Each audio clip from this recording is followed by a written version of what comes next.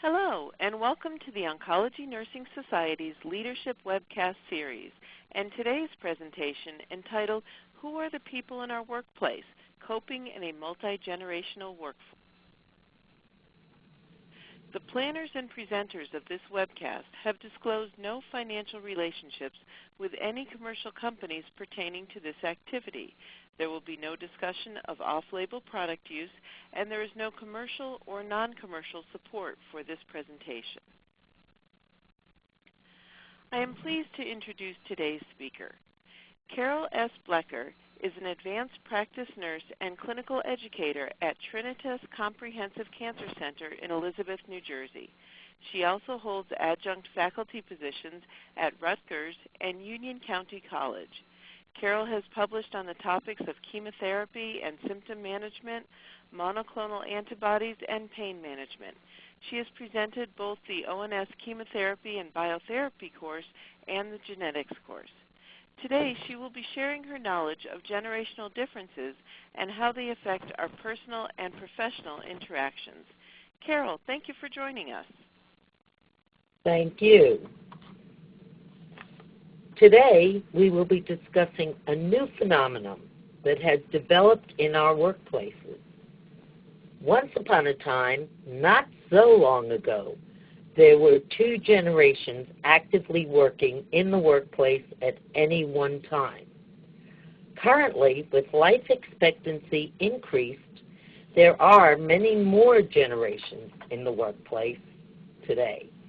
So, we are going to take a look at this phenomenon.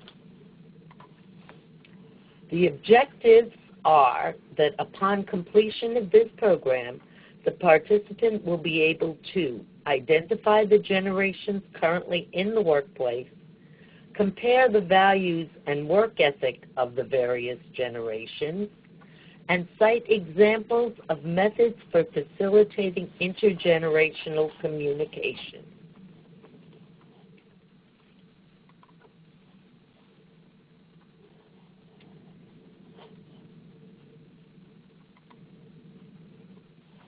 For the first time in America's history, there are currently 4 generations working side by side in the workforce. This can cause serious problems as these individuals have different values, different ideas, different ways of getting things done, and different ways of actually performing tasks.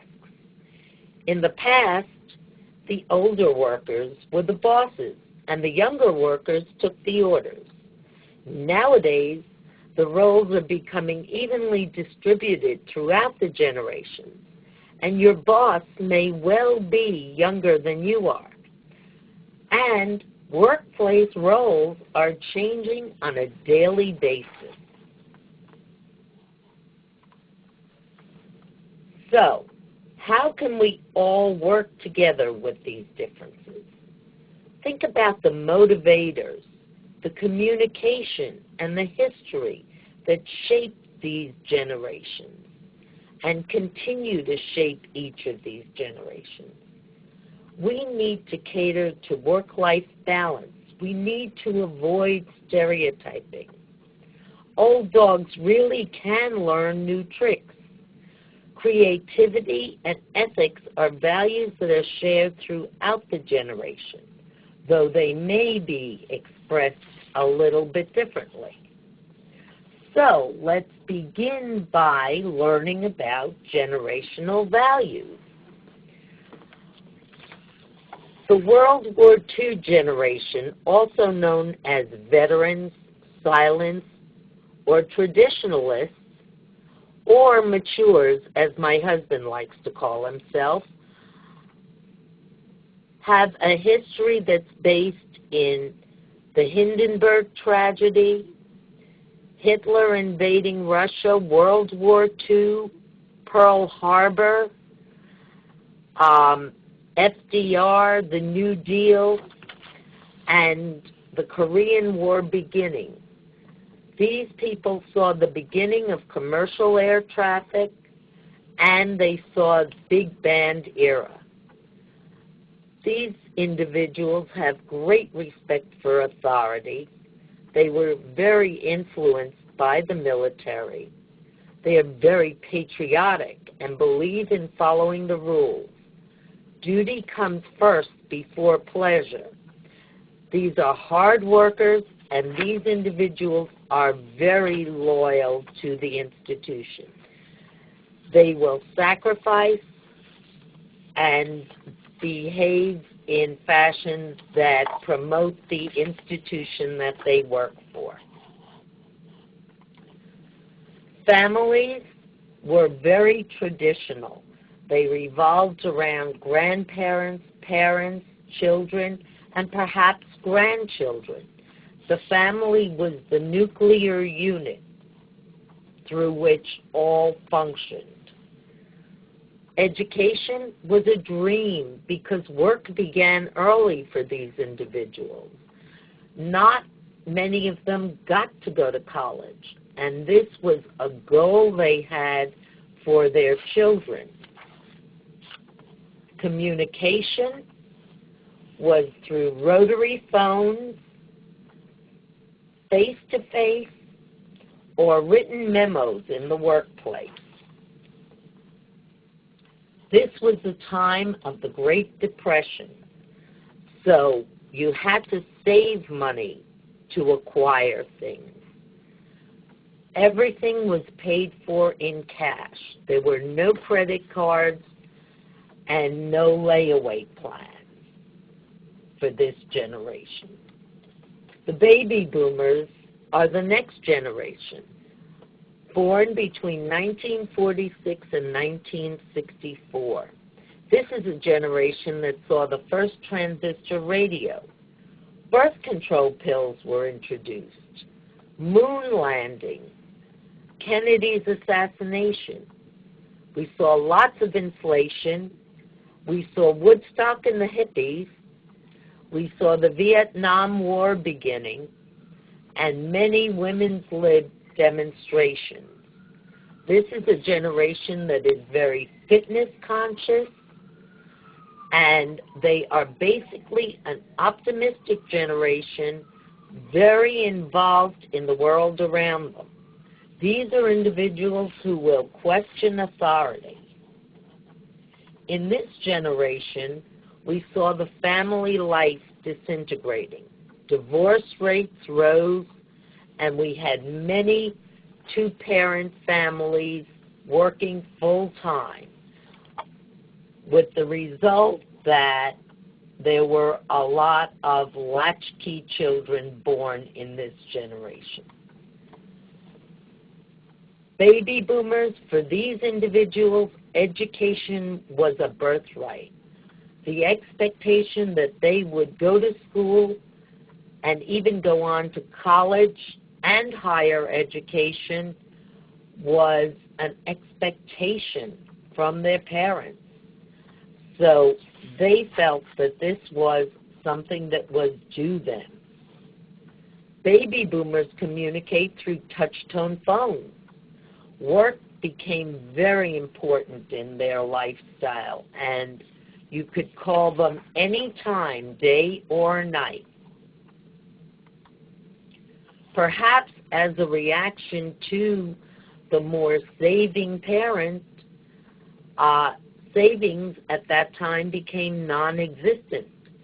It was buy now, pay later. And a recent article in the AARP journal said that these baby boomers are now going to run into trouble as they hit retirement, because many of them cannot work through till they are 66, which is the retirement age for that generation, and therefore have to take early retirement and lose a great deal of Social Security and have no savings.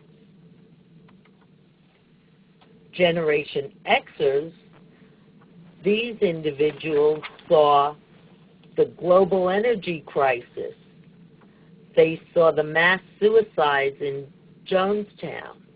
They saw the 3 Mile Island accident They saw massive corporate layoffs. John Lennon was killed. AIDS was identified. They were in the midst of the Chernobyl disaster. The stock market dropped, and various oil spills occurred.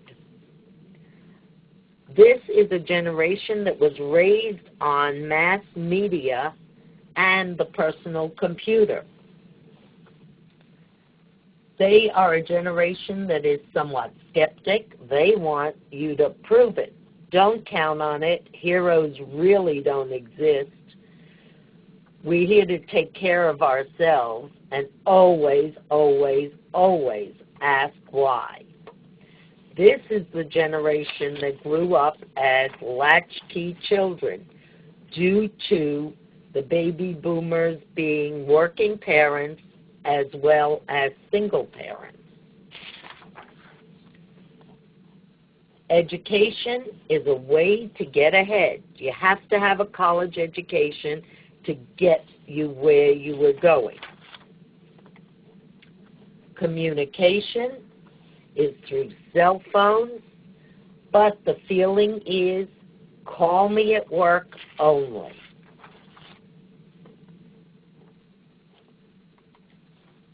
Finances, this seems to go back to the veteran grandparents. They are conservative, they are savers, and they are turning into conservationists. They are very cautious and very protective of their children. Generation Y, or the millennials, their core values include what's next. They do a lot of multitasking. They're very tenacious, very entrepreneurial, and very goal-oriented. These are the generation that had the lowest parent-child ratio in U.S. history. They have very short attention spans because they were shaped by the Internet. They want instant gratification. They know their technology. They were born in the computer age. Their history includes apartheid ending, the bombing of the federal building in Oklahoma City, the death of Princess Diana, the Columbine High School shootings, the World Trade Center attacks, Desert Storm, and Hurricane Katrina. They are raised with reality TV, computers, the Internet, cell phones, and they are the generation of instant information. They connect 24/7. They look for achievement now, and they are very community-oriented. In this generation, you see many merged families. You see people who have divorced and remarried with children from one or from both parents. Education is an expense. We look at it and say, can we afford this? Children need to apply for scholarships, and the environment is becoming more competitive for the youngsters. Communication is Internet, iPhones, email, tweeting, texting, Facebook, and all of the above. Finances, this is a generation that earns to spend. So they are kind of more like the baby boomers in that respect. They work from paycheck to paycheck.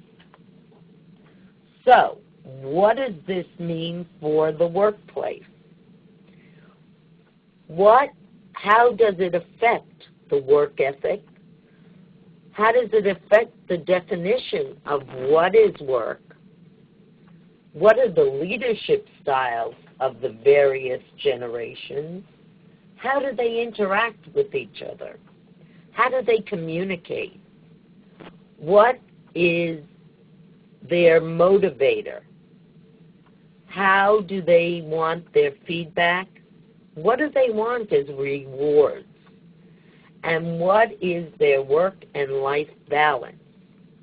We know that we all want respect and flexibility in the workplace, though that may mean something different to each generation.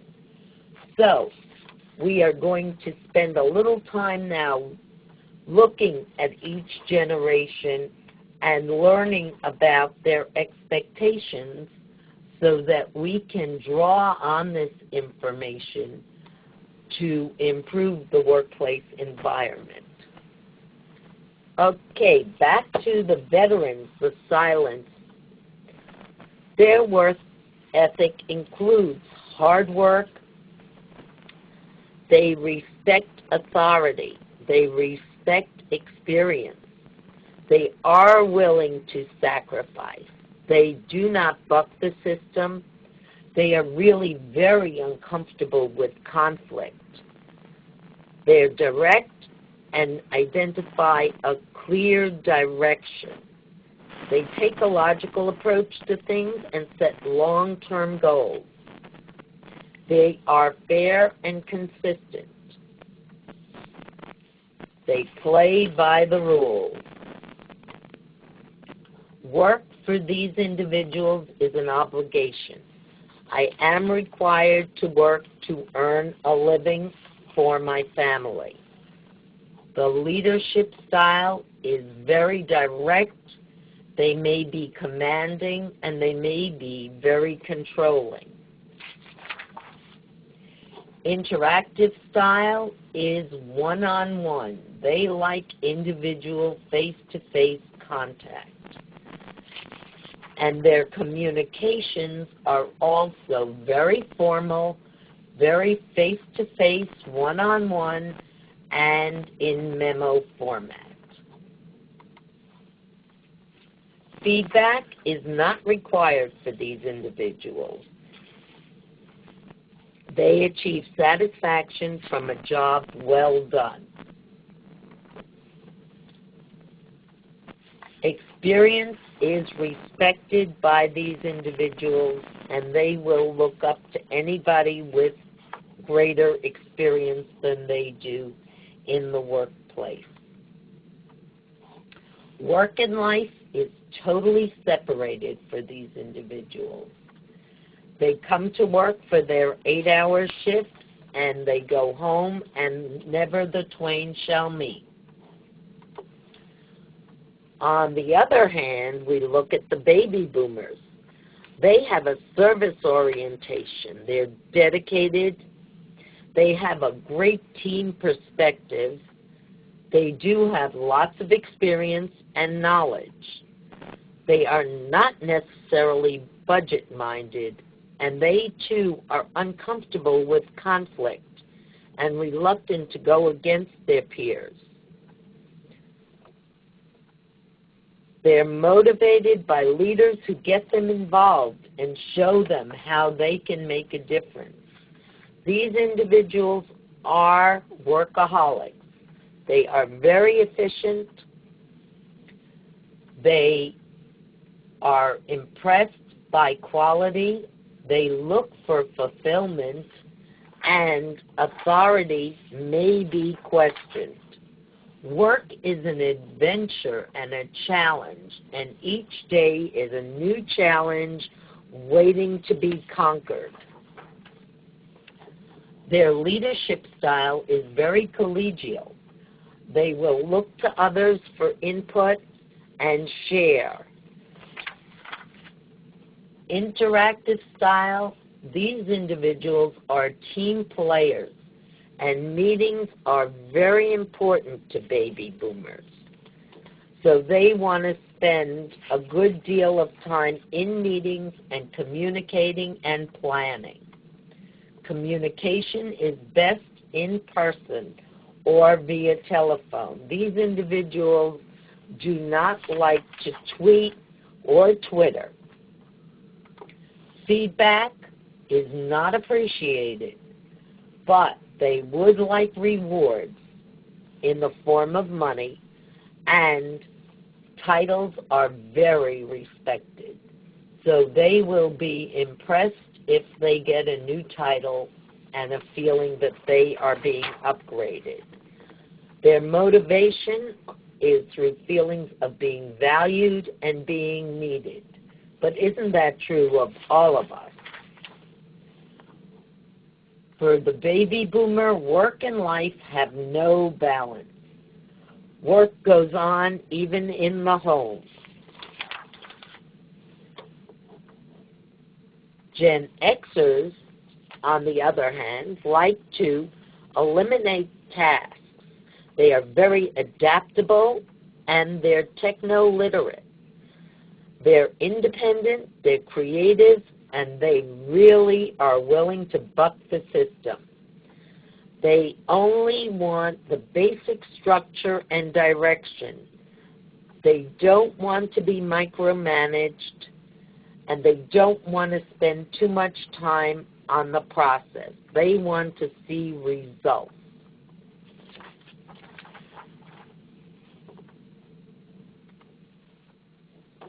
Work is a challenge to these individuals to be overcome. It is also a contract. This is my work time, and once work is finished, I will go for play. Their leadership style is that everyone is equal. They will challenge you. They will ask why. They will ask questions and try to find a different way of doing things. Communication is direct and immediate. They will voicemail, they will text, and they will email. Feedback. This is an individual who begins to request feedback. They want to know that they are on the right track, but they also want the freedom to do as they will. Their motivation is to forget the rules and do it the way they would like to try to do it. Change is ideal. Work and life must be balanced for this generation. Generation Y, or the millennials, they are very optimistic. They can multitask. They have a lot of technological savvy. They are very motivated when their managers connect their actions to their personal career goals. They are very entrepreneurial. They are very goal-oriented. So this is an individual who will look at work as a means to an end. Work will get them where they want to go. It is also a fulfillment. It is what makes them who they are. Leadership style, we don't know yet, because these individuals do not have enough leaders in the workplace yet to be able to assess their leadership style. Interactive, they are very participative. They like to work with other bright, creative people. And they do not like lots of meetings. They only want to attend short, productive meetings. Communication is through email, voicemail, instant messaging, texting, and tweeting. They also will use blogs and Facebook.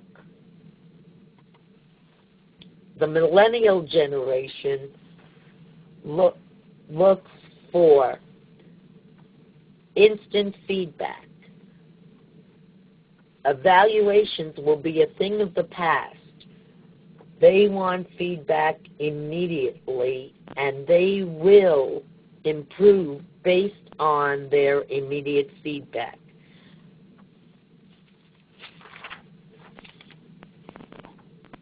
Their motivation is working with other bright, creative people, finding real mentors, and building on the information that they share. Work life is in real balance for these individuals. They may be the ones who redefine retirement. They want 401ks and benefits, but they might also look at multiple mini-retirements, taking a year off at age 20 to travel the world, maybe another year or two off at age 50 to enjoy the family with grown children. 65 is the new 45, so these individuals can plan on working 15 to 20 years after age 65, and therefore retiring later but still enjoying a full retirement. So, what are our similarities in the work ethic? We are all looking for personal fulfillment. We are all looking for satisfaction in the workplace. And I don't know anybody who does not want to feel valued, recognized, and appreciated. We're all also looking for career development and flexibility in the workplace. Sometimes everybody needs to have a little bit of a flexible schedule, and this is going to become more and more important in the workplace as we move forward. Communication. We want to think about work arrangements. We want to think about what are the motivators in each generation and what are the rewards. And how do we do this? Well, one way is by initiating conversations about generations. The interesting thing that set me on my journey of looking at generational differences was our human resources manager's program on generations and generational differences, where we all kind of got into a room and sat around and talked about the generations and their differences, which made it more personal and more interesting because we could understand each other a little bit better. We need to ask people about their needs and preferences. We need to offer options. We need to offer lots of choices in this diverse workforce. We also need to personalize our style and be flexible. We need to learn what others want on the team and find some means of meeting their expectations. Most importantly, we need to build on strengths. Every generation has its strengths and unique personal individual preferences. So we need to look at these and work them together to become a team. I read an article which said every millennial should find a baby boomer to work with, because the baby boomer may have the experience on the job while the millennial has the technology skills, and they can learn tremendous amounts from each other. We also need to pursue different perspectives. We have to look at things and open ourselves to being aware, looking at things differently, being open, being respectful, accept what cannot be changed, we know that values cannot be changed, but choices can be changed and can be offered based on these values. Understanding people makes it easier to communicate with them and also to work productively. What is this application in nursing? Well, we need to start stating our expectations very, very clearly. We may need to restructure the working environment and use a variety of coaching styles. We need to communicate in multiple ways: texting, tweeting, Facebook, blogging, plus face-to-face. We need to learn about conflict resolution and team building so that we can work more effectively together as a team, because we know in nursing we really need to work as a team. So here's a little case study. This is a case study regarding hospital competencies. In planning to comply with the Hospital Competency Education Program, the nurse educators are meeting to create activities that might appeal to all generations of the current workforce. In doing this, what are the factors they must take into consideration? Well, they have to look at the various communication styles of the generations. Do you want one-to-one? Do you want internet? Do you want tweeting? You also have to look at the outcomes and results of the activity, because obviously with hospital mandatories, they are things that must get done. So here are 3 potential solutions. We could have poster boards for viewing with paper and pencil testing. We can have online slide programs for review with questions following each segment of the presentation. We can also have challenge testing with the potential for the online slide program review if the individuals that do not complete the competency successfully.